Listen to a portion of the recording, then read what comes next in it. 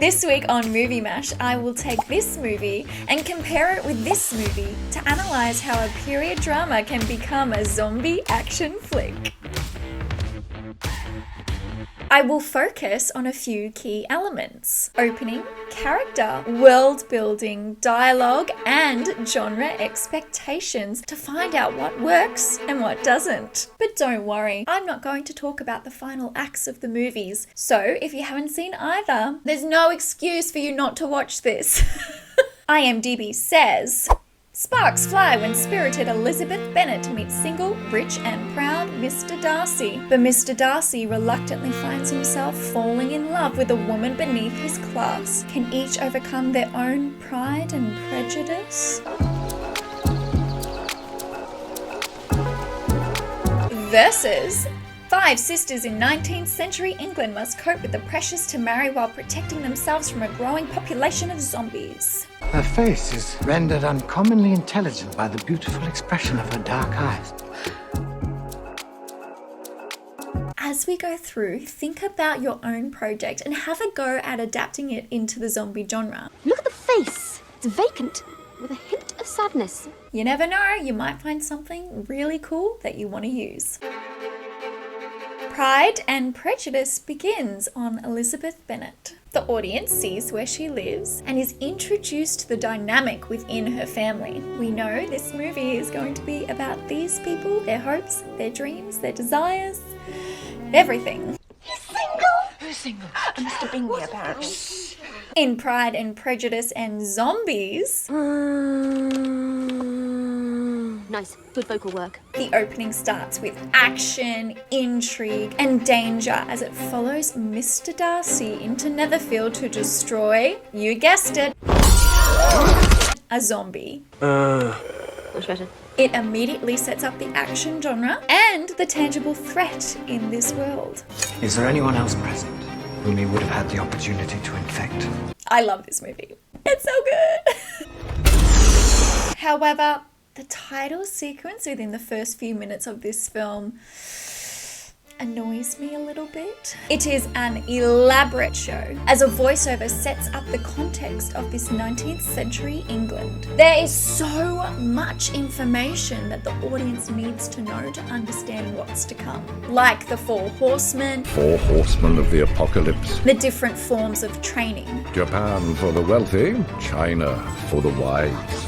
Hingham Bridge. Hingham Bridge. A sequence like this is the easiest way to relay all this exposition, but I just wish they'd found another technique, less bombarding in your face, especially because this paper puppet show thing is never used again within this film. I might have been more forgiving if it had, because it would make the film feel more unified. This map and this map in a sort of similar style is all we get in the final act of the movie. They could have at least made the end credits in a similar style. Anyway, it would be an interesting experiment to see a version of this movie with the title sequence removed. With a few more dialogue hints and visual clues, I wager the audience could piece it all together. You, sir, have already put them at a decided social disadvantage by insisting they do their combat training in China as opposed to Japan. The 4 horsemen of the zombie apocalypse.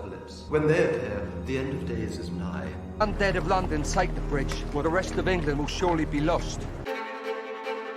In Pride and Prejudice, we meet the characters as Elizabeth does. Formality and social rules are upheld with a bow and a curtsy. In Pride and Prejudice and Zombies, the physicality, especially of women, is more free and fluid. With a zombie apocalypse, it makes sense the sisters would practice fighting among each other, and that Elizabeth exerts her anger in such a way. It suits the world. In Pride and Prejudice, Mr. Darcy and Lady Catherine are powerful and wealthy with the highest social ranking. What I love about Pride and Prejudice and Zombies is how they've gone one step further with the characters in a way that makes sense. It's not Mr. Darcy, but Colonel Darcy. Colonel Darcy.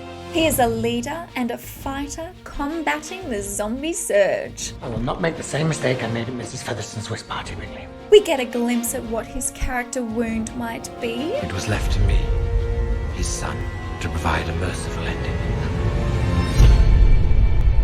and thus invest in him more, just like Elizabeth does. If you want to learn more about wounds, check out this video. And I mean, come on. My patroness is not only the king's richest subject, deadliest, singularly dedicated to the annihilation of the undead, Lady Catherine de Bourgh. Look at how they've made Lady Catherine have a role in this world too. It's so cool. She's so badass. There is a constant reminder of the world and what is at stake within Pride and Prejudice and Zombies. What is that? It is achieved in a few ways. World building shots like this are included. A letter from Miss Jane Bennet. We are shown how the great houses have adapted for survival, and how the characters have adapted to daily life is also demonstrated. Think about your story. Have you used any of these world building techniques? I'm terribly sorry. No, Elizabeth Bennet. No, you get back there. You get back there. No. And you face up to your future. Elizabeth, excuse me. Mr. Bennet! Some scenes in this movie that I absolutely love that do an amazing job to build the world show the normality of risk when you leave home. Go quickly now. The zombies spring easily from the wet earth. Mrs. Beecham's orphanage film. Survive, Jamie! Not in the traditional sense of the word. Each of these scenes grow in tension as the story progresses, as they should. However, there were a few moments when I questioned why the movie had included certain shots. Yes, this scene adds nuance to the world and reveals some of Darcy's character behaviour by seeing him practice his killer skills. But on Elizabeth's behalf, this scene fails to execute her character complexity. In the previous scene, Elizabeth put Darcy in his place. Are you so severe on your own sex? A woman is either highly trained or highly refined. One cannot afford the luxury of both in such times. And this is what happens after. Carelessness when dealing with a zombie infection can lead to your abrupt demise. Arrogance could lead to yours. So it seems odd to me that she would now hide from him, as she's not scared of Mr. Darcy. What could have worked instead is something like this. Elizabeth peels back the curtain to observe Colonel Darcy in the garden below. She's hypnotized by his agility and grace. Colonel Darcy notices Elizabeth in the window. He lowers his sword and respectfully bows at her. Elizabeth lifts her chin, her stiff reply. Liz, what are you doing? Elizabeth jumps and retreats from the window. There's a fine prospect of the garden, that's all. A fine prospect, sure. This way, the scene clearly shows what she's actually afraid of is her feelings. If Jane can see it, Elizabeth cannot deny the truth, especially if Jane does not tease her like she did last time. Not as rich as Darcy. As it must be serious. Pride and Prejudice and Zombies language is cleverly tweaked to fit the world. How does this concern our warrior daughters? Zombies or no zombies, all women must think of marriage, Lizzie. No, every savage can dance. Why, I imagine even zombies could do it to some degree of success. I will, of course, require you to retire your warrior skills as part of the marital submission. You are as unfeeling as the undead. It is a fun way to level up a period drama, reminding us we are in for a ride. In a zombie action movie, there need to be two things: zombies and action. So let's look at how iconic scenes are rewritten to meet genre expectations. When Elizabeth and Darcy first cross paths in Pride and Prejudice, Elizabeth overhears Darcy's opinion of her. Perfectly tolerable, I dare say. Not handsome enough to tempt me. She then gets her own back. So what do you recommend to encourage affection? Dancing, even if one's partner is barely tolerable. It is similar in Pride and Prejudice and Zombies. Well, she's tolerable, but not handsome enough to tempt me. But with a twist. You're undead. I've come to tell you. Colonel Darcy believes he has saved Elizabeth from a zombie. I narrowly saved her life. But Elizabeth is adamant there was no threat. I found her to be exceedingly tolerable. Of course it had to play out like this in a zombie movie. Of course. Netherfield Hall. Praise the Lord. We are saved. Is Jane make haste? When Jane is invited to Netherfield, she goes on horseback and arrives feeling poorly.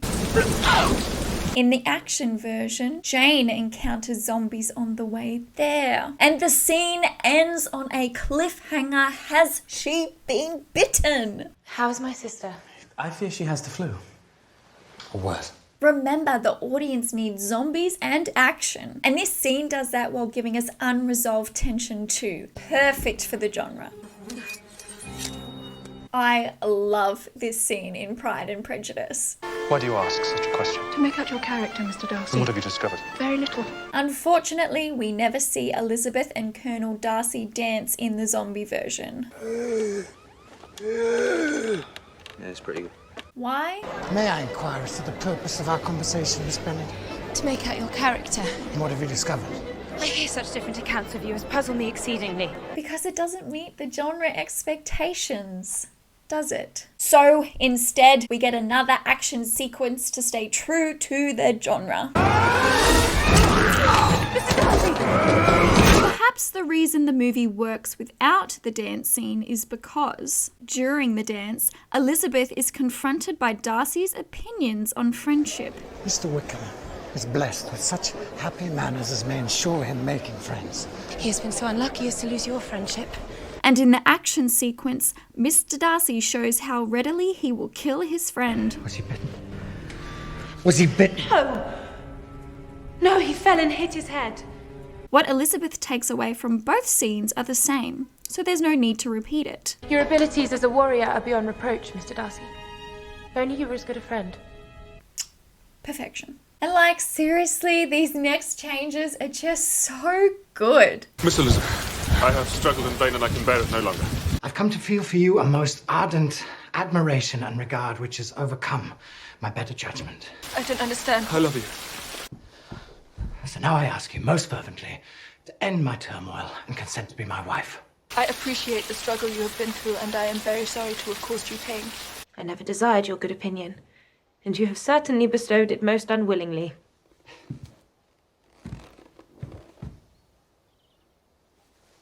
Might I ask why with so little endeavour at civility I must... You intentionally ruined the happiness of my most beloved sister. Do you deny it, Mr. Darcy? I have no wish to deny it. How could you do it? Because I believed your sister indifferent to him. Indifferent? I did it for his own good. My sister hardly shows her true feelings to me.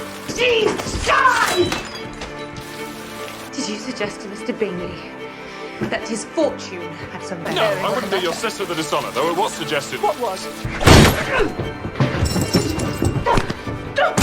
By Miss Bingley. By your mother. Your three younger sisters, even on occasion your father.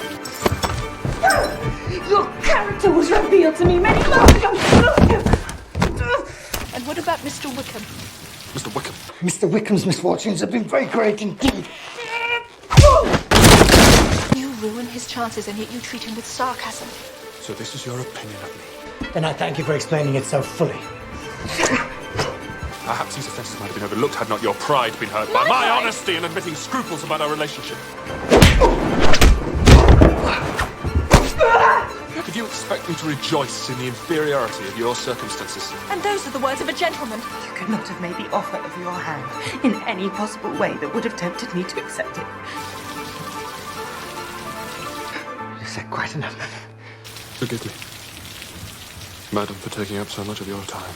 And accept my best wishes for your health and happiness.